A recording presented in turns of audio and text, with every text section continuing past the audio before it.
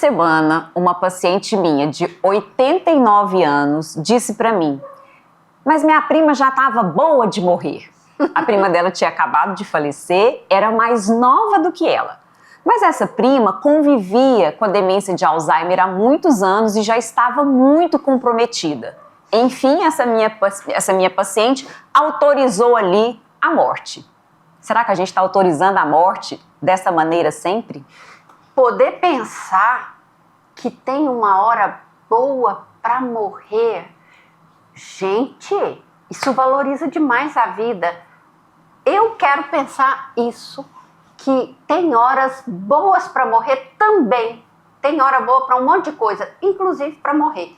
Que a vida, sim, e que a vida mudou no século XXI, a gente já sabe. Mas e o jeito de morrer? Será que mudou também? Hoje, a gente tem aqui essa graciosidade de ser humano, Ricardo Borges, médico geriatra, paliativista. Muito obrigada, Dr. Ricardo, por estar aqui. E seja muito bem-vindo. Primeiro me conte, quem é você? Muito obrigado, Regiane. Muito obrigado, Luciene. É uma honra estar aqui para esse bate-papo. Você perguntou quem que sou eu, é isso? Eu sou médico geriatra com área de atuação em medicina paliativa. Então, para falar desse tema, né, eu conto que eu cuido de pessoas que estão vivendo a fase final da vida. Uhum. Estão vivendo, olha que legal. Ele não falou assim, eu não cuido de pessoas que estão morrendo. Eu cuido de pessoas que estão vivendo essa fase da vida. Exatamente. Porque é uma fase que a gente vai viver também, né? Sim. Todos nós que estamos aqui, né? Não é? E trabalha como médico e trabalha também como professor. Na verdade, eu não sou professor universitário. Eu não sou vinculado à faculdade de medicina. Eu sou preceptor. Então, eu sou professor de médicos residentes que estão se tornando especialistas. Né? Então, eu sou professor nesse sentido, né? Como preceptor de residência médica. E tem um projeto também seu muito interessante sobre comunicar notícias difíceis. O que é esse projeto? Regiane, esse projeto começou há um bom tempo já.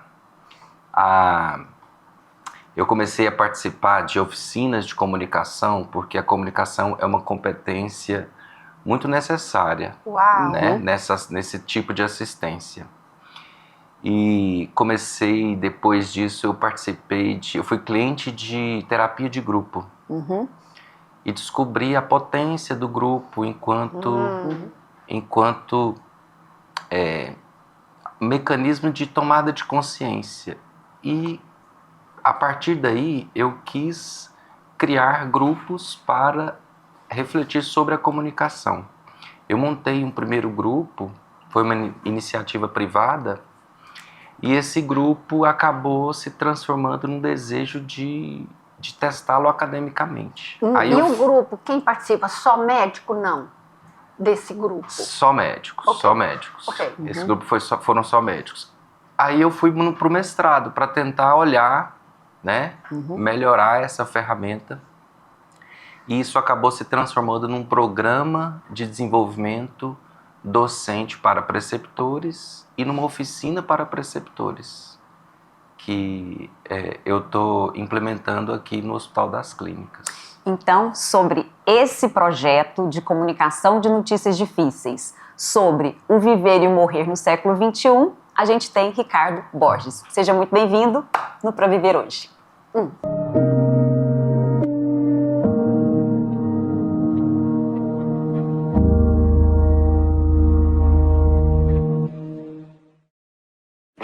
Our hearts are beating. They beat us once tonight. We step into the rhythm until we feel alive. Don't underestimate it. This feeling's too contagious. They're never gonna tame us. So let your spirit fly. Bring the house down.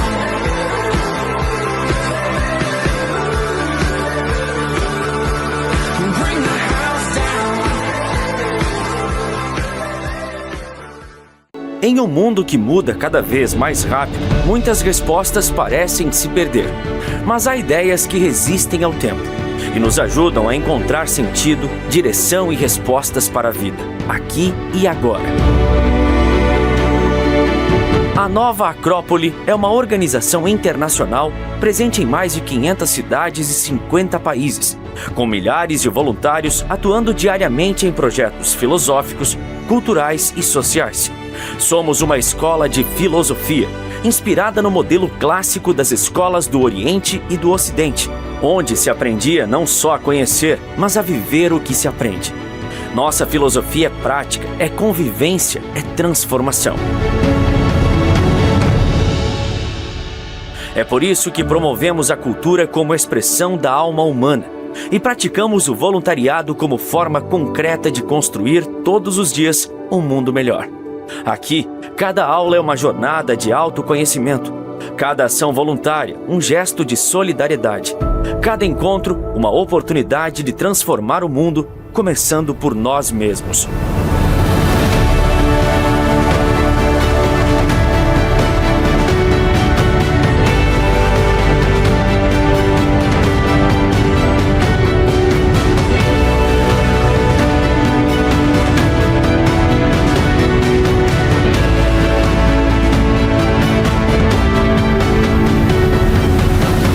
Filosofia, cultura, voluntariado. Nova Acrópole, escola de filosofia que promove a cultura e pratica o voluntariado.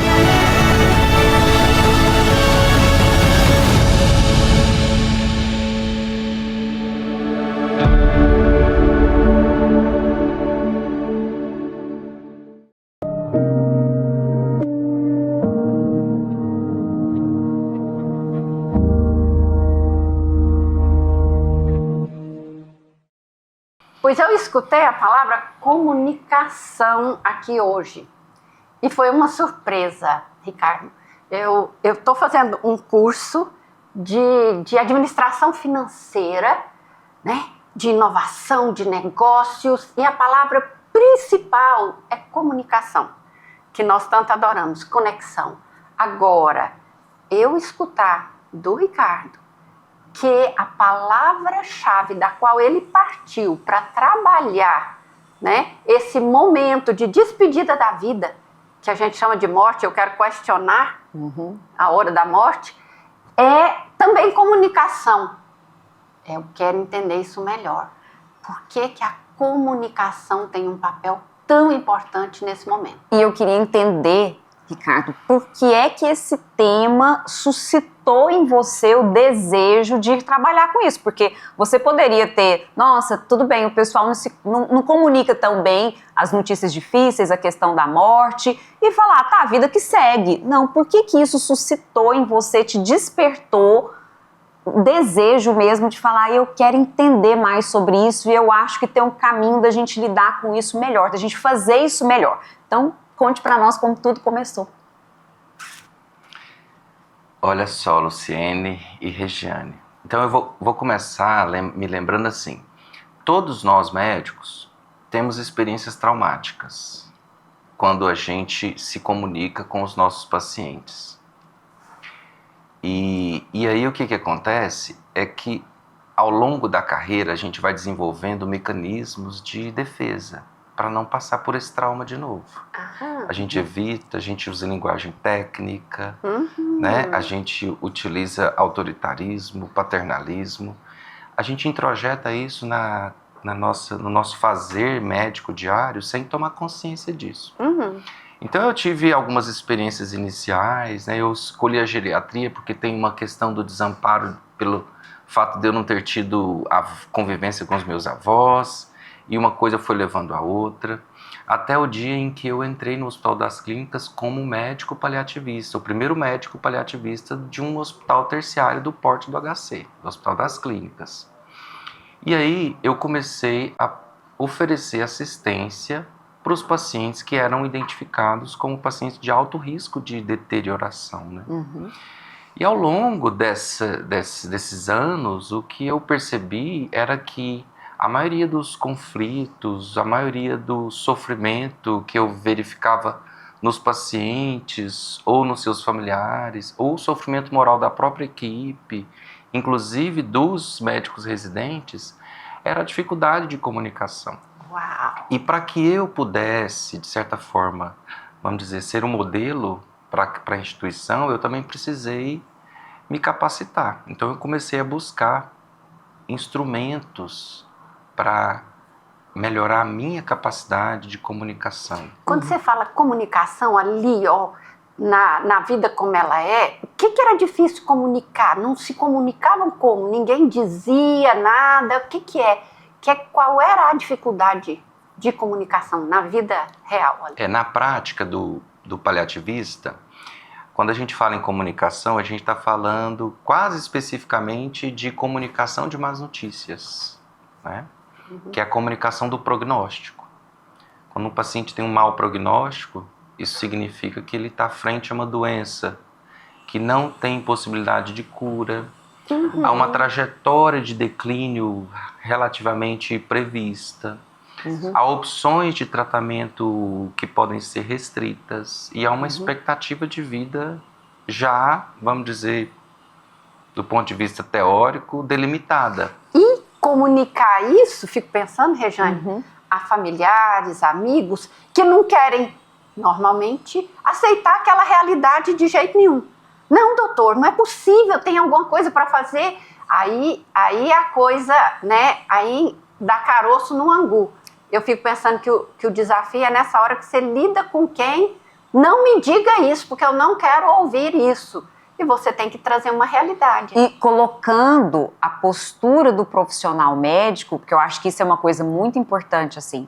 A gente tem ainda uma concepção prévia, né, histórica, de que o médico entra na vida da gente para nos acudir, para nos salvar. Sim. Aí vem aquela figura em que a gente projeta, deposita nela tanta esperança, tanta expectativa, e vem esse profissional e castra esse desejo e fala, Nem nós estamos dando conta de mais do que o que foi feito. É desconcertante, né, Ricardo? É desconcertante. É muito difícil para todos, né? Todos têm muita dificuldade de lidar com essas situações. Nós médicos, a gente precisa se despir da nossa capa de herói, né? Olha.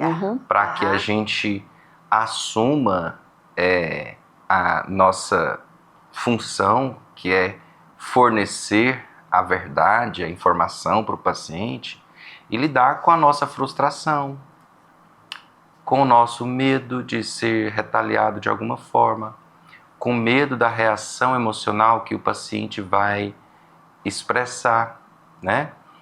Das pressões assistenciais, das pressões institucionais. Então, o médico, apesar de estar numa relação hierárquica que ainda é tida como, né, maior do que a do paciente, também está vulnerável ali naquela situação. Isso é muito século XXI, Ricardo. Isso, gente, é muito século XXI. Um médico, tem uma piadinha que você já deve ter escutado, meus amigos médicos que me ensinaram, que é assim, 90% dos médicos pensam que são Deus, no século XX. No século XX. Pensavam que eram Deus. Aí você fala assim, 90%? A pessoa fala assim, e 10% tem certeza. E talvez por proteção mesmo, que a gente não está aqui jogando pedra. Até se esconder atrás do DR, né, daquela autoridade. Eu te digo mais.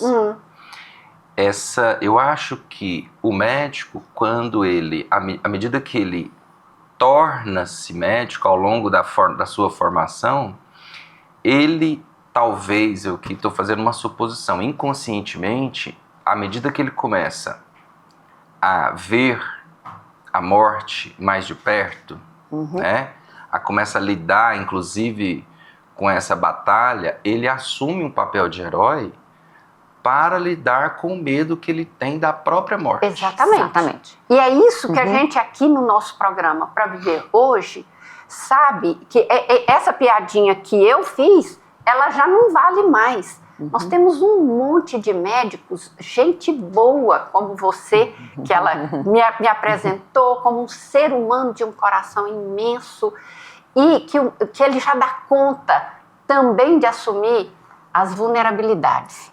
Né? Isso é muito século XXI e torna vocês mais próximos da gente, paciente, e mais próximos das dificuldades, das ameaças. Vamos junto nessa, mas nós não somos super-homens. E isso a gente sempre reforça aqui. Até o século XX, mundo padronizado. Então, quais eram os valores fálicos? Então, não posso falhar, tenho que ser o grande conhecedor, tenho que ter todas as respostas. E século XXI é assumir. Não, gente, o mundo tem falhas, a morte existe, não tenho condições de salvar, vou ter limitações.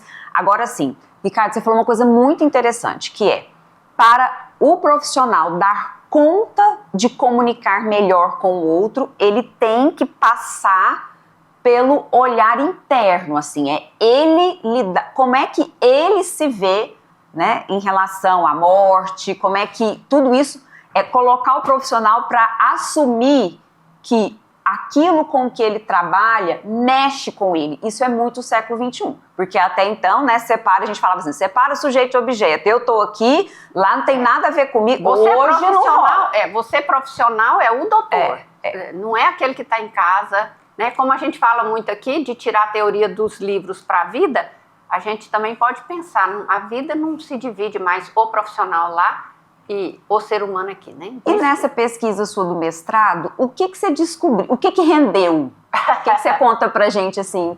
O que foi? Antes de falar da pesquisa, eu vou falar da Elizabeth Kubler-Ross, que foi uma médica psiquiatra do pós-guerra, que deixou como legado, foi ela quem descreveu a forma com que nós, seres humanos, enfrentamos a finitude. Ela começou a conversar com pacientes com doenças terminais, né? É um termo que a gente evita usar hoje, mas na década de 60, quando ela começou a buscar pacientes terminais nos hospitais americanos. E aí ela começou a perceber um padrão que se repetia à medida que ela ia conversando com esses pacientes. Que interessante. Qual que é esse padrão? O choque, a negação, a raiva, a barganha, a depressão e a aceitação, que a gente conhece hoje como estágios do luto, né? Com todas as suas críticas e ponderações. Mas o grande legado dela foi que ela nos disse o seguinte, que quando a gente estivesse frente a pacientes com doenças ameaçadoras à vida, né, que é o termo que a gente usa hoje, muito legal. A gente primeiro precisa entender que o paciente é o mestre do cuidado. É ele que nos ensina a maneira com que ele deseja ser cuidado. Entendeu? Um sujeito mais agente. Um sujeito mais agente. Ela falava isso na década de 60. A gente está aprendendo isso, né, às duras penas ainda hoje. Em segundo lugar, ela falou para nós o seguinte, que a gente precisa de um olhar fenomenológico para esses pacientes. Né? Que quer dizer? Então, entre as diversas atitudes, né, de alguém que se pretende ser terapeuta do outro, né, cuidador do outro, uma dessas atitudes é a suspensão do juízo, a suspensão do julgamento. Eu preciso colocar todos os meus preconceitos, meus valores, minhas crenças, meus desejos ao meu lado, para que eu esteja aberto a receber o que o outro me traz. Porque a psicanálise chama de separação subjetiva. Né? Então eu tenho que, porque se eu me misturar com o outro, aí eu me projeto no outro, aí eu julgo o outro, aí eu ponho parâmetros de comparação, de julgamento, é olhar o outro como o outro é, ver o fenômeno, esse contexto lá na singularidade. E um detalhe que é não ficar dentro dos modelos, porque é como a gente está falando, característica do século XX, modelo. Tem modelo de doente? Tem. O doente faz isso, mas então... Aí, o que o Ricardo está falando, vocês estão vendo que eu não estou falando nem doutor Ricardo, isso aqui é intimidade, é que ele sai do modelo e fala o que está acontecendo aqui de fato, para além do que a gente já conhece, para além dos nossos padrões, do nosso modelo, deixa eu ver a realidade aqui, agora, beleza. E aí o terceiro legado, voltando ainda, né? O terceiro legado da Kubler-Ross era de que a gente precisa tomar consciência da maneira com que nós somos afetados por esses pacientes, que a gente chega no ponto que você tinha trazido, né? A gente precisa tomar consciência da forma com que os nossos pacientes nos fazem sentir. Porque isso determina a maneira com que a gente vai cuidar deles. Perfeito. Perfeito. Se o paciente me faz eu sentir raiva, é com raiva que eu vou cuidar dele. Isso. Se ele me faz sentir pena, é com pena. Se ele me faz sentir medo, é com medo. E a gente só consegue cuidar da maneira com que ele nos pede, tomando consciência de como a gente é afetado, né? Então isso veio na pesquisa de uma outra forma, né? De uma outra forma. Quando eu comecei a pesquisa, a minha ideia era treinar os residentes. E aí, quando eu fui na lacuna da literatura, eu descobri que a gente precisa treinar os treinadores dos residentes, treinar os preceptores dos residentes. E aí eu montei um programa de desenvolvimento docente para o ensino desta habilidade. E quando a gente foi começar, eu chamei um grupo de preceptores e fiz 3 perguntas para eles. Como é que vocês aprenderam a se comunicar com seus pacientes? Como é que vocês ensinam os seus residentes a se comunicarem? E como é que vocês gostariam de desenvolver essas habilidades num programa desenhado para esse tema? E aí o que eles responderam? Que eles aprenderam através da modelagem. Observa quem está fazendo e copia o modelo. Exatamente. Né? E detalhezinho que me falaram de modelagem. A gente escolhe do modelo aquilo que serve pra gente e joga igual... E nem enxerga o restante. Joga fora, né? Então nem, não é aquela história. Nem recebe. Fica com o bebê e joga fora a água suja da banheira. Adoro essa história de modelagem. Então, assim, a modelagem, ela tem suas limitações, né? Como a Luciane colocou. Mas é a ferramenta pedagógica mais potente no ensino da comunicação. Não existe um ensino estruturado dentro da residência. Tradicionalmente é por modelagem e continua sendo. E aí, eles também... Na segunda pergunta? A segunda pergunta foi sobre como eles entendem, como é que eles ensinam e o que eles gostariam de desenvolver. E aí, nesse diagnóstico, o que eles trouxeram?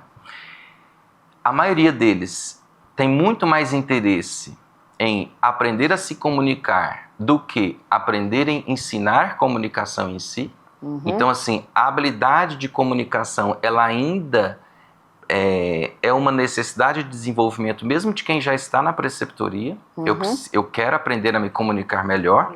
Olha que maravilha. Não, comunicar é fácil. A gente se comunica, gente. Tá tudo feito. Entendeu? Não aprendemos a conversar. Quando a gente era criança, todo mundo fala português, então tá tudo certo. E aí, quando eles começaram a olhar para a maneira com que eles se comunicaram, como eles ensinam, eles trouxeram também uns outros elementos que fazem parte da complexidade que é a comunicação e o seu ensino. Eles trouxeram os aspectos geracionais, a importância da saúde mental e os aspectos religioso-espirituais, como elementos importantes a serem refletidos nesse ensino. Então a gente vai se deliciar ainda mais com tudo isso no próximo bloco.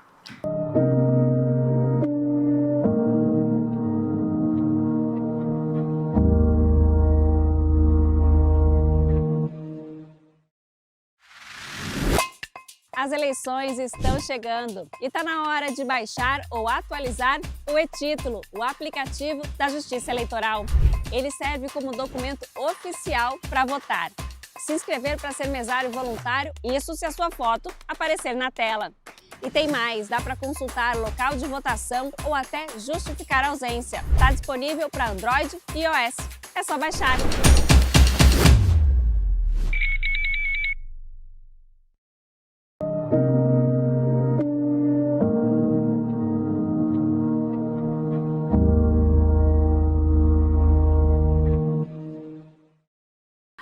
No Pra Viver hoje, Dr. Ricardo Borges, médico paliativista, com um projeto incrível sobre comunicação de notícias difíceis. E Ricardo, o que você já viu assim de efeitos mesmo concretos nessa história desse projeto? Bom, Rejane, o primeiro resultado foi a implementação de um programa, né? Esse foi o resultado, vamos dizer que foi o desfecho primário. Atualmente nós estamos no segundo ciclo desse programa. O primeiro programa desenvolveu 16 preceptores. E o que os resultados apontam é que eles tiveram uma reação positiva ao programa, eles tiveram aquisição de conhecimento, de apreensão de novos conceitos e também indícios de mudança de comportamento. Quando você avalia estratégias educacionais, né, do ponto de vista do ensino na saúde, existem níveis, né, de impacto. E essa pesquisa ainda não demonstrou impacto institucional, não conseguiu avaliar o residente para saber se esse preceptor está ajudando ele a fazer avaliação formativa para que ele aprenda a se comunicar. Mas eu acho que é porque é tudo tão novo que primeiro está passando por ele, né, para depois isso ressoar adiante. Né? Exato. E assim, em contrapartida, além disso, o programa, como é um mestrado profissional, ele produziu um produto educacional. Então essa oficina de 20 horas, ela se transformou, aliás, esse programa de 20 horas se transformou numa oficina de 4 horas. E aí essa é uma oficina para preceptores, e aí eu, como sou também conselheiro do Conselho Regional de Medicina, eu estou oferecendo essa oficina para o Conselho Regional de Medicina. A gente já fez a primeira oficina, agora no mês de junho teremos mais 2 oficinas. Ricardo, eu lembro daquela experiência, né, que eu tive com uma oficina que você fez lá num congresso de geriatria e gerontologia. Eu aqui no programa, vocês sabem que eu adoro contar, né, os podres da gente, a vida como ela não tem nada de podre, pelo contrário. Mas assim, como me sensibilizou, você lembra faz muito tempo isso, lá em Pirinópolis, do tanto que aquilo me sensibilizou. Era uma oficina, Luciene, que ele provocou a gente ali, quem estava lá, eram profissionais da área de saúde que lidam com geriatria e gerontologia, falando assim, você vai morrer daqui, era quanto tempo? Daqui uma semana, não sei, aí tinha um saco que passava, que a gente, nossa, o que escrevia, e com quem comunica, a gente tinha que fazer escolhas e não sei o que, tararara. Uau, era assim, o que você perdeu de projetos lá na frente, o que você perdeu de agora que não dá e o que é hoje, vai morrer. Então, vamos lá, falar sobre isso, gente, é muito provocativo. Seria assim, se coloca no lugar de alguém que está dizendo tchau para a vida. É isso. Beleza, e aí vem a minha pergunta. Eu tive um analisante, um cliente, há muitos anos atrás, ele até já morreu, e ele foi operado em Cleveland, do coração, há décadas atrás, quando a gente não tinha toda essa tecnologia, e quem tinha dinheiro ia para Cleveland. E aí eu lembro dele me contar, né, abria o peito todo e tal, e ele falar assim, nossa, eu encontrei grandes milionários do mundo. E o que eu escutava de todo mundo era uma frase tipo assim, eu daria todo o dinheiro que eu ganhei na minha vida para ter mais vida, para não estar doente, porque inclusive muitos deles morrendo antes da hora, porque tinham se esbagaçado trabalhando, ganhando dinheiro e tal, eu disse assim, para quê? Então, eu queria saber de você, ele, né, há décadas atrás, escutou pessoas dizendo, eu me arrependo de não ter vivido mais, né, ao estar em risco de morte. O que se escuta hoje? É por aí? Ou fala pra gente aprender a viver melhor, o que as pessoas que não têm essa nossa chance de pensar que tem mais tempo de vida, pensar. O que eles dizem? O que é muito comum ouvir? Luciene, olha só, esse canal de comunicação não é aberto sempre, sabe? Eu tenho a impressão de que a gente tende a evitar esse tipo de conversa com os nossos médicos. Eu não sei. Eu tô falando isso porque, assim, eu nunca passei por essa experiência, né? De adquirir uma doença ameaçadora à vida. E nunca...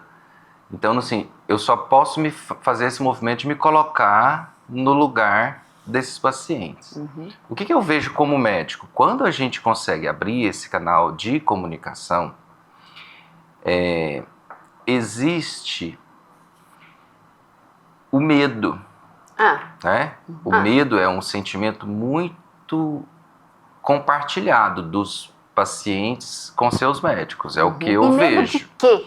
Então, o que acontece? Alguns têm medo do que pode acontecer com eles até o momento da morte, com o sofrimento Do tratamento em si, né? do tratamento em si, da progressão da doença em si. Ok. Outros têm medo do que pode acontecer depois da morte. Então, é muito variável, sabe?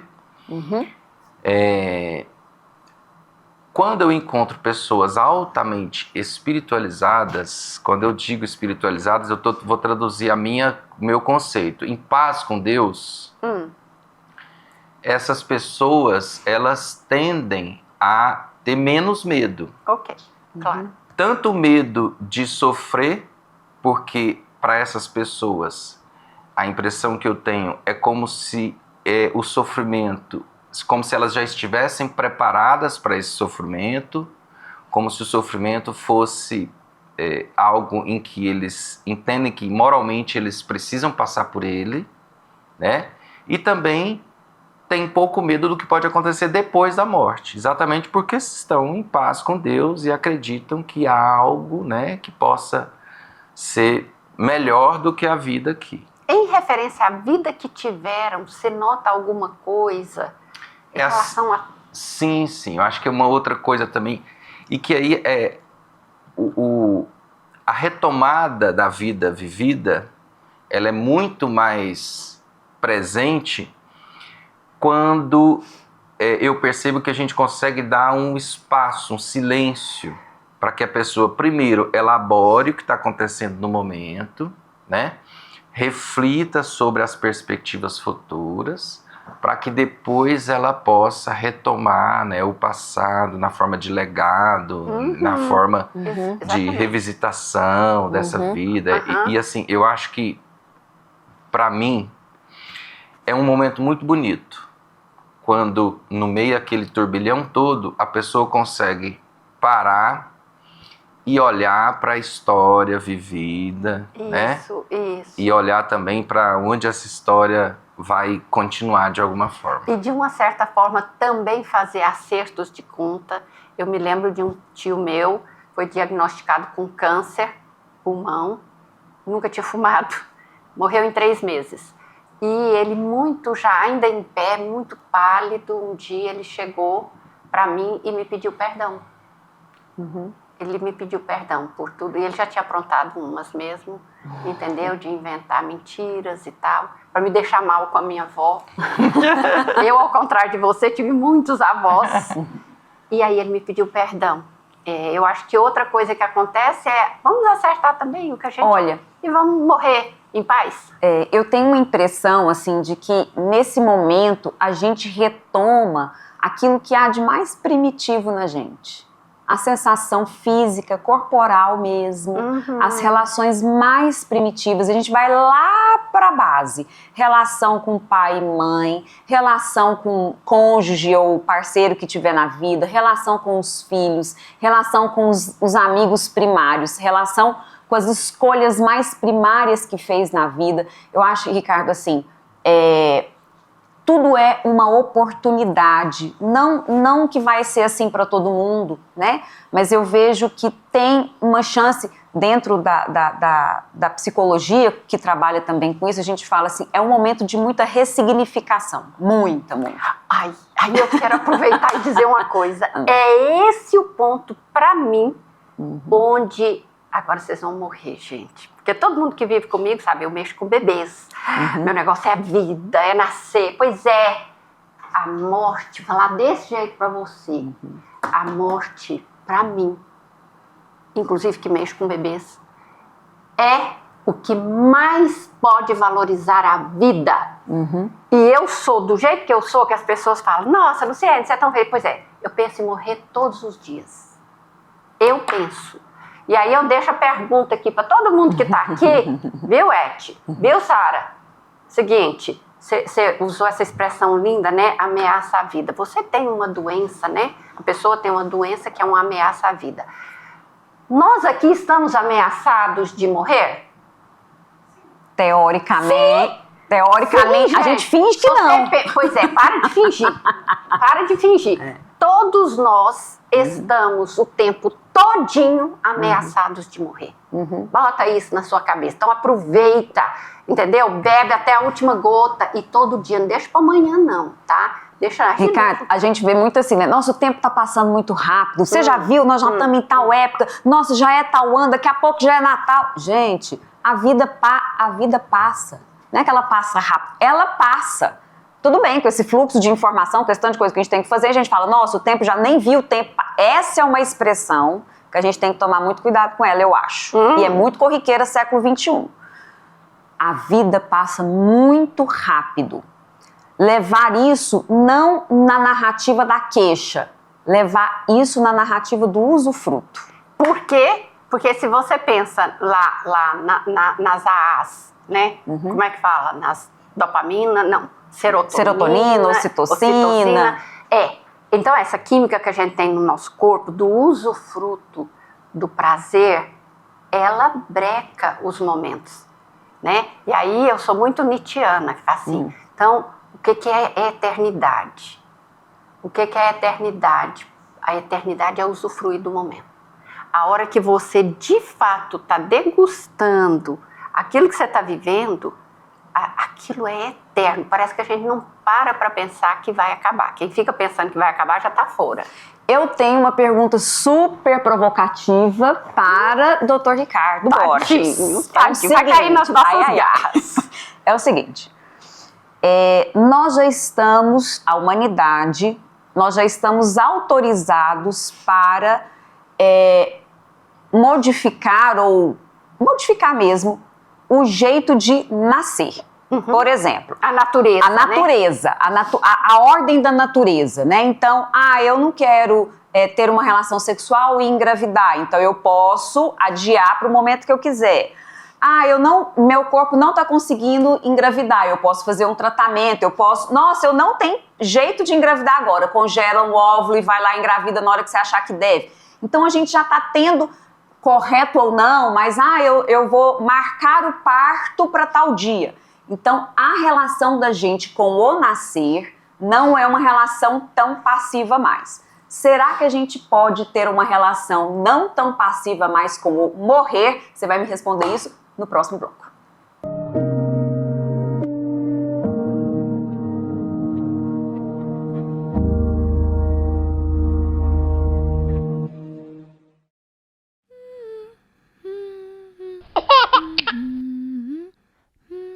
A bolsa canguru é composta por 3 faixas de tecido. Coloque o bebê como se fosse arrotar. É normal o bebê se agitar quando começar a colocar a bolsa. Coloque a bolsa sem pressa. Comece a passar a primeira faixa deixando um palmo atrás do ombro e passe ao redor do corpo do bebê. Dê um nó nas costas.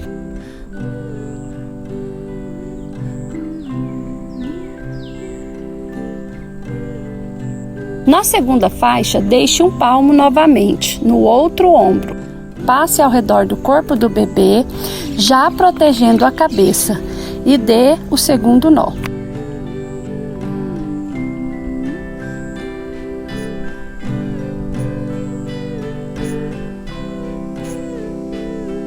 Passe a terceira faixa posicionando a logomarca do bebê canguru no meio das costas do bebê e dê o terceiro nó.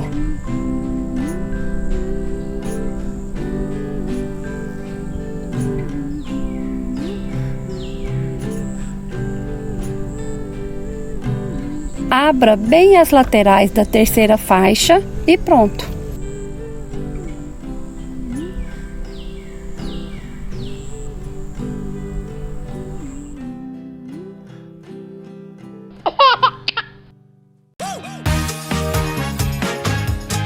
Como ser mesária ou mesário?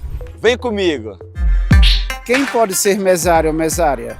Qualquer eleitora ou eleitor com mais de 18 anos em situação regular na Justiça Eleitoral. Agora, candidatas e candidatos, parentes deles, integrantes de partido e agentes policiais não podem. Como eu faço para me cadastrar? Pelo aplicativo e-Título, no site do TRE do seu estado ou diretamente no cartório eleitoral. Quais os benefícios de ser mesária ou mesário? Vamos ver no Manual do Eleitor. São 2 dias de folga por dia trabalhado, além de auxílio alimentação no dia da eleição. O que faz a mesária ou mesário? Confere documentos, orienta eleitoras e eleitores, verifica a urna e os cadernos de votação. Acesse o Manual do Eleitor no site tse.jus.br.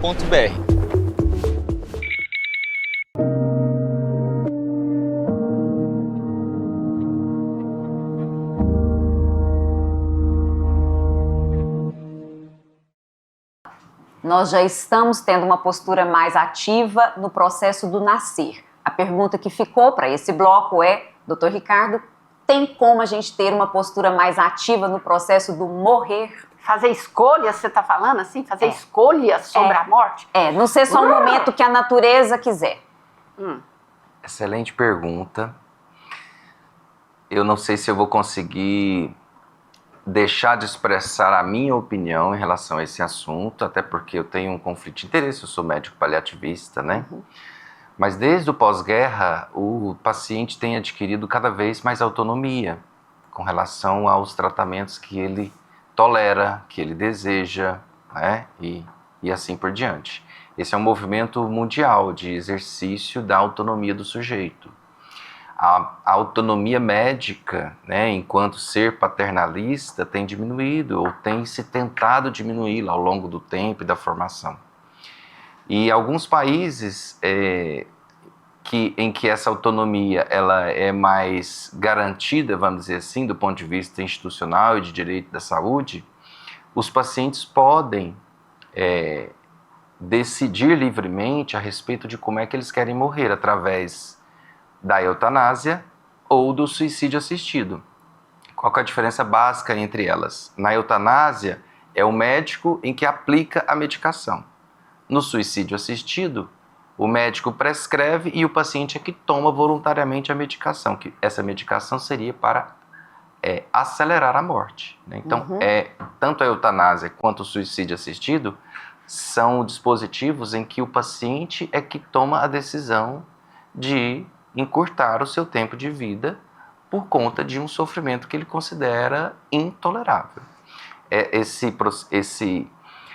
Vamos dizer, esse dispositivo ele é proibido no Brasil e recentemente uma instituição sem fins lucrativos abriu essa discussão para trazer o debate sobre o suicídio assistido e a eutanásia no Brasil. Ou seja, tem momentos na vida em que morrer pode ser melhor do que viver mesmo. Porque aí eu fico pensando naqueles trapos humanos ali apodrecendo numa UTI com tudo ligado, toda assistência, mas tá morrendo mesmo. E aí vem o que eu chamo de covardia, muitas vezes. Eu falo que a felicidade não é para covardes, é o nome do meu 7º livro. Porque se a gente pensa na gente, não, eu não vou fazer isso, porque falar assim, olha, deixa meu pai morrer, não, deixa até o último momento, sofre o tanto que for, mas eu não sou responsável pela ida dele, né? Aí nesse caso, nesse contexto que você está falando, a gente está falando da distanásia e não da eutanásia, porque a eutanásia, olha só, para você imaginar que a pessoa vai lançar a mão da eutanásia, ela tem que estar lúcida, orientada, consciente, né? Ela tem que ter uma capacidade decisória preservada. É verdade. Quando você já chega nesse contexto de uma pessoa que está lá na UTI, sedada, entubada, em coma, quer dizer, essa possibilidade já se perdeu. Aí as tomadas de decisão são diferentes, porque aí vão envolver a família, né? Mas sempre no melhor benefício do paciente. O ideal é que essa comunicação seja realizada da seguinte maneira: nós vamos tomar uma decisão com base nos desejos e valores expressos por aquela pessoa enquanto ela estava. É isso que a gente chama de diretrizes antecipadas de vontade? Ou não? Não, mas mesmo pode. Que ela não pode. Não pode. Nesse ainda contexto, assim não pode. Eu estou falando de tomada de decisão compartilhada. Né? O médico, a equipe médica coloca a situação da forma mais clara possível. E o grupo e a família... Mas não pode no Brasil ainda. Não, isso é o que acontece. É no sentido É o que acontece Bom, é o que seria o ideal, né? Muitas vezes... Que pode se desligar uma máquina porque aquela pessoa já não tem mais respostas. São decisões de morte. São decisões, exato. É diferente de diretiva antecipada, que é assim, enquanto nós, eu, você, Regiane, você, Luciene, estamos capazes de tomar a nossa decisão, a gente pode antecipadamente, por exemplo, falar assim, olha só, se eu desenvolver uma demência e chegar no estágio avançado da demência, eu não quero continuar viva às custas de uma sonda de alimentação. Isso é uma diretiva antecipada. Então, mas é isso onde eu quero chegar. Então, aqui no Brasil, a gente pode fazer. Se eu tô, né, em poder de tomada de decisão, eu posso fazer isso, documentar isso e isso fazer a meu favor. Pode, inclusive agora resguardado por lei, porque até muito tempo era só uma resolução do Conselho Federal de Medicina de 2012, se eu não me engano. E agora, mês passado, né, o Ministério, enfim, não lembro quem, mas foi publicada uma lei na verdade, que garante os direitos do paciente. A gente não doa os órgãos da gente lá, fala, se eu morrer, meus órgãos... Então agora a gente também pode fazer isso. Olha, se eu chegar a um ponto de perder minha consciência, meu corpo, eu não quero viver sofrendo. Se eu puder dar um conselho para vocês, porque beleza. Assim, a gente estava até falando um pouco aqui sobre a dificuldade que nós temos de olhar para a morte o tempo todo, né? Apesar dela ser didática, ela é muitas vezes geradora de angústia, obviamente. Ela é didática e é enriquecedora se a gente souber usar. Então, assim, se você quiser começar a pensar sobre as suas diretivas, o conselho que eu dou é o seguinte: estabeleça o seu procurador para cuidados de saúde. O que é isso? É aquela pessoa que vai decidir em seu nome caso você perca a sua capacidade de tomada de decisão, seja porque você está sedado ou entubado, ou em coma, ou em qualquer situação. Então, imagina você sofrer um acidente e sair desse acidente em estado vegetativo, por exemplo. Que, inclusive, pode ser o seu geriatra. A gente pode nomear... Pode ser, inclusive, o seu médico de confiança, sim. O ideal é que seja uma pessoa que entenda seus valores, suas crenças e suas preferências quando você estiver frente a incertezas, quando você não tiver... Por exemplo, muita certeza de qual vai ser o resultado dos tratamentos. Muitas decisões são tomadas frente a incertezas. E agora eu quero entrar em duas coisas. Agora vocês me dão licença, gente, porque duas coisas por causa do bebê. Uma é que eu quero deixar para vocês entenderem que existe uma morte no começo da vida. E aí o Winnicott, o grande, né, pediatra, psicanalista infantil inglês, que falava, no momento que a gente nasce, a gente se destaca, separa do corpo da mãe, despenca, aquela ideia de abismo, se fragmenta porque o corpo entra num outro planeta e perde as conexões das bainhas de mielina. Então é como se a gente deixasse de funcionar como corpo e morre. Ele fala isso, e morre. E ataque de pânico é exatamente isso. Eu vou morrer, eu não dou conta de respirar. Então a pessoa pensa que ela não vai dar conta de respirar, ela tá lá, tudo normal. Então, gente, isso se chama morte do nascimento.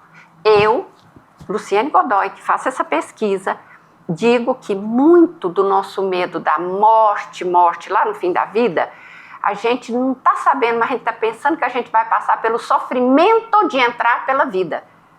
Então, isso eu quero deixar bem claro. Que é o sofrimento da perda, né? Que é o sofrimento da perda de tudo. E nessa perda de tudo, entramos no assunto que a gente está, que se chama desamparo.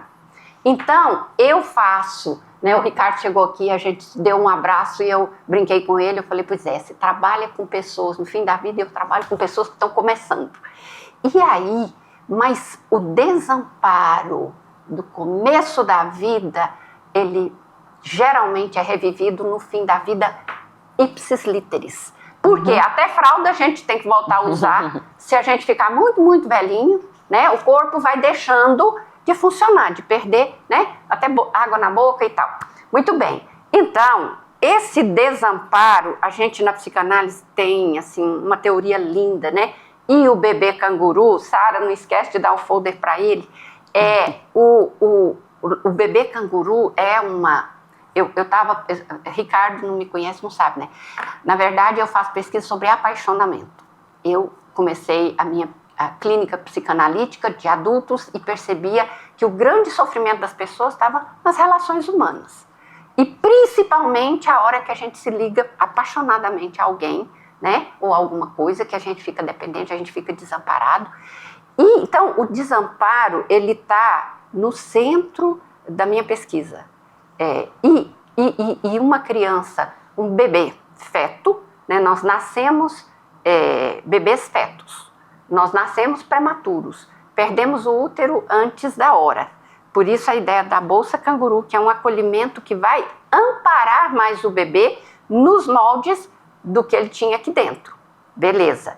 Mas a gente fala, a teoria psicanalítica, vou resumir, que a mãe, ou o cuidador que recebe aquele bebê, pensa pelo bebê. Olha só o que nós estamos falando aqui. Você está falando, olha, no final da vida é melhor você eleger alguém para pensar por você, né? Aí, médico, enfermeiro, pega o corpo da gente, leva para lá, leva igualzinho a gente faz com o bebê. Qual é a grande diferença? Né? Porque o bebê, ele está com um corpo impotente e não tem uma mente ainda para tomar decisões. Faz muita coisa que a gente já sabe, né? Depois a gente fala disso. Porque um bebê é muito potente em muita coisa. Mas aí, eu quero dizer, eu me emocionei, porque eu achei uma conexão entre a gente, Ricardo. É que esse amparo que o bebê precisa de todos, né? E aí ele vai crescendo, ele vai ganhando corpo, vai ficando firme, vai sentando, vai levantando, vai andando, vai falando que quer, e nós vamos perdendo o corpo ao aproximar o fim da vida. Só que eu proponho, o que eu falo é um desmame. Então a Bolsa Canguru é um desmame da condição intrauterina, passando por uma bolsa externa. E o que é isso que eu fiquei emocionada. Você faz um desmame também. Quando você usou essa ideia, o paliativista, o que é paliar, né? É amenizar. Você ajuda as pessoas a se desmamarem da vida. A origem do termo vem do termo pallium, que quer dizer manto de proteção. Pallium eram as capas de proteção que os cruzados, eu não sei se seria esse o termo, né, usavam. Como na fazenda, quando eu era criança, os cavaleiros, eles tinham uma capa que é Bolsa Canguru. Então, porque a Bolsa Canguru, ela também é uma capa. Por quê? Porque as costas do bebê são uma das coisas, são os pés do bebê, o contato com o mundo. E por isso que o abraço faz tão bem. Então, acho bonito você trazer isso, porque a maioria dos paliativistas, eles tendem a enfatizar que o contrário da morte não é a vida, que o contrário da morte é o nascimento. O nascimento é parecidíssimo com a morte. E aí a sua fala só reforça isso, né? Porque a morte e o nascimento são dois eventos que compõem a nossa vida. Ela só existe por causa desses dois. Sim. Volta ao seu pensamento. Porque no nascimento a gente tem muitos aspectos da morte, mas eu estou querendo dizer que na morte a gente também tem muitos aspectos do nascimento. E vou te dar a frase, ela tem 94 anos, a gente não pode falar a idade dela de jeito nenhum. Ela Lambrich, que ela chama, ela é uma grande pesquisadora francesa, lançou um livro junto comigo. Eu tenho um livro lançado na França em 2023 e éramos nós duas, olha que coisa mais lindinha, né? E é Louise Lambrich. O livro dela é Violências Feitas ao Bebê, porque ele não pode dizer nada. Aí ela vai falando um monte de coisa, tá? Mas a frase do livro dela, nossa, vamos terminar com ela? A frase do livro dela. Quer falar alguma coisa? Eu fico agora aqui pensando também assim, as violências também sofridas na morte pelo moribundo. Que às vezes nem não dá conta de falar, ou a gente tem que ser assim. Por isso... E olha só, são sofrimentos, em geral, que estão por trás das melhores intenções. Sim, o sem médico dúvida. que toma uma decisão que eventualmente vai causar mais sofrimento para o paciente, em geral, ele não está fazendo isso porque ele quer, ele está com a melhor das intenções. Ele está correspondendo ao esperado, que é né? salvar a vida, né? E muitas vezes, em detrimento disso, algumas pessoas passam por um sofrimento muito prolongado, E desnecessário. É disso que eu falo. Né? E que a gente pode A gente ter... perdeu, do ponto de vista histórico, a oportunidade da boa morte. Isso. A boa morte, ela foi considerada na Idade Média. Então, é isso. Vamos terminar com a ideia da boa morte, com a frase da Lambriche, que é muito surpreendente, mas assim, e eu falo que ela pode ser usada, inclusive na hora da morte, que a frase dela é o seguinte: viver é... Aí a gente fica assim, né? Viver é nascer a cada instante. E se eu tô prestes a morrer, essa morte, ela pode ser vista como um nascer a cada momento, porque eu nasço para uma outra situação, nem que seja para virar adubo para o planeta Terra. Mas, então, olha que, quer dizer, amor, a gente pode ter o nascimento em todos os momentos da nossa vida. Ter a coragem de falar sobre morte no século XXI, que intenso tudo isso, que bom tudo isso, que frutífero tudo isso, e um pouco mais no próximo bloco.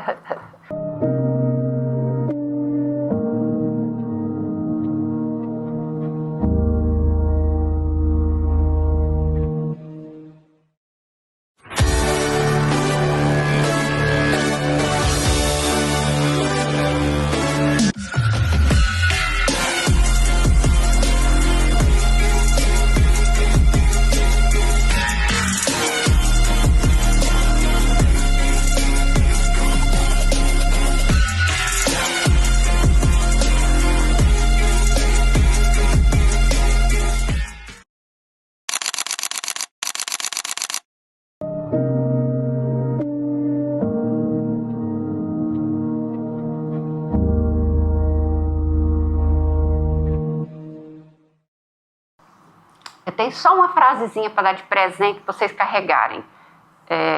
A gente conversando aqui, né? A ideia de que as pessoas muitas vezes não conseguem deixar a vida em paz, ou seja, morrer feliz. Gente, eu tô falando um absurdo, não tô... Morrer feliz, sabe por quê? Porque ela sente que ela ainda não viveu, que ela tem que viver um monte de coisa. É por isso que a gente não morre em paz. É pela vida que a gente não viveu. E, Ricardo, você tinha falado sobre esse processo de boa morte lá da Idade Média. Como assim? Por que lá tinha esse jeito de morrer melhor? O que é uma boa morte para você? Me ensina pra gente. Você sabe que a ciência tenta responder essa pergunta, e cada um de nós tem uma opinião muito pessoal do que é a boa morte, né? Mas, em geral, estar em paz com Deus é uma das premissas, das prerrogativas que as pessoas revelam, né, para considerar uma boa morte. Mas, do ponto de vista histórico, o que acontece? Alan Kelleher, foi um médico paliativista que escreveu um livro chamado A História Social do Morrer. E o que ele demonstra? Quando a gente era coletador, caçador, durante o início da nossa civilização, a morte acontecia em minutos a horas, caçando ou sendo caçado. Ok. Na Revolução Agrícola, quando o homem começou a domesticar as plantas e os animais e começaram a se aglomerar, começaram a surgir doenças infecciosas. Como é que a gente morria, então, naquele momento histórico? Em dias a semanas, certo? Olha o estado do povo aqui. E depois da Revolução Industrial é que a gente começou a, de certa forma, controlar as doenças, né? E o prolongamento do morrer, de certa forma. Pelo menos as doenças, as chamadas doenças agudas, e depois foi para doenças crônicas. Exatamente, né? Por que a boa morte se dava na Idade Média? Porque nesse período, todas as dimensões do sofrimento eram cuidadas. E hoje, com a fragmentação do cuidado, né, com a hiperespecialização e com tudo que a ciência médica trouxe no século passado, esse cuidado é muito mais fragmentado. Mas quem morria na Idade Média recebia assistência da família, assistência religiosa, assistência médica. Então, foi o período histórico em que a morte... E outra coisa, a morte era mais curta, né? Isso. Quando eu pergunto para as pessoas como é que elas prefeririam morrer, a maioria das pessoas responde assim: eu prefiro morrer dormindo. As pessoas querem morrer rápido, sem sofrimento. Ninguém fala assim, não, eu quero passar por um adoecimento que me dê a oportunidade de aprender, de rever. Ninguém quer. Exatamente. A gente parte do princípio de que a nossa vida está resolvida e que eu quero morrer quando a morte chegar, que ele seja rápida. Ricardo, eu preciso ressaltar isso. Isso é muito século XXI. A gente poder falar, gente, abertamente, que existe um jeito que a gente quer morrer, existe um jeito, inclusive, existe um desejo, Ricardo, assim, que isso também a gente precisa validar isso. Não está errado. Se eu tenho ali uma pessoa que eu tanto amo, meu pai, minha mãe, cônjuge, filho, sei lá, alguém que está passando por um momento assim de um sofrimento que se arrasta, porque hoje é possível, né, ter um tempo de sobrevida muito prolongado. Eu conheço pessoas que ficam anos, assim, numa precariedade muito grande. Mas como é que eu assumo lá dentro de mim que eu desejo a morte de alguém, a morte da minha mãe, do meu pai? É muito forte isso, e nós estamos convivendo mais com isso por isso, porque a gente está vivendo por mais tempo, tendo mais doenças relacionadas à longevidade, conseguindo sobreviver por mais tempo a grandes lesões, traumatismo, AVC. Então, o tempo de vida se alongando e ninguém falando assim, ninguém tendo coragem de falar assim, tudo bem, mas para mim eu não gostaria, ou para aquela pessoa, a morte vir para ela é o melhor para ela. Não, eu não vou me permitir nem pensar nisso. É um conflito interno muito forte. Essa é a ressignificação que você pode fazer. Ao invés de falar essa frase terrível, eu quero a morte para o meu pai, eu quero o alívio para o meu pai. E ter a coragem de bancar isso. Né? Eu falo que a felicidade não é para os covardes. Eu falo isso. Não ser covarde quando pessoas amadas estão desamparadas e você corre. Não, mas é isso, a pessoa se curar. Ela está mal, mas ela viveu e vive em vida muito... Nós estamos falando de coisas que não valem mesmo mais a pena. Tenha coragem de fazer mortes felizes. Tem um paliativista que eu admiro muito que fala assim que nós vivos nos preocupamos com a morte, mas quando a gente está morrendo, a gente está preocupado em viver, né? Então assim, essa discussão, por exemplo, de olhar para a morte com uma certa serenidade, ela até parece razoável quando a gente está bem. Mas quando a gente está numa situação de muita vulnerabilidade, que é estar vivendo uma doença ameaçadora à vida ou estar em volta de uma pessoa, esses pensamentos eles doem muito. É muito comum os familiares pensarem, né? Doutor, eu acho que era melhor que minha mãe morresse do que viver nessa situação. Mas imagina a culpa, né? Imagina o medo. Então, assim... Esses pensamentos, eles precisam... Por isso é que a comunicação é muito valiosa, né? A gente precisa treinar profissionais que sustentem esse tipo de conversa. Você está vendo? Mas quando você fala de novo culpa, né? Como é que a gente pode ter culpa de dar o melhor para alguém naquele momento? Então, é a coisa de viver lá no século XX, né? Vamos trocar. Exatamente, não é culpa. É usar o poder que a gente ainda tem para, de fato, dar àquela pessoa um momento feliz para se despedir da vida. E falando em despedida, a gente vai convocar Ricardo para vir aqui de novo, mas eu quero que você me dê notícias como que as pessoas podem ter acesso até você. Obrigado, Regiane. Acho que a melhor forma de ter acesso é pelo Instagram. Eu tenho o meu Instagram profissional, Dr. Ricardo Borges, né, Dr. Ricardo Borges. E para quem tiver interesse em algumas reflexões, eu tenho também outro Instagram que se chama Notas de um Paliativista. Sempre com notas-de-um-paliativista. E a mentoria que eu também implementei lá em 2023 e que acabou transformando numa pesquisa de mestrado e depois agora numa oficina para preceptores. Eu tenho um Instagram que chama Diálogo Mentoria Clínica. Muito obrigada. Vai voltar mais vezes. É isso. Viver. Pra quê? Ele vai voltar mais vezes pra gente que aqui queremos tanto que as pessoas vivam felizes, mas que elas também Morram felizes. É isso.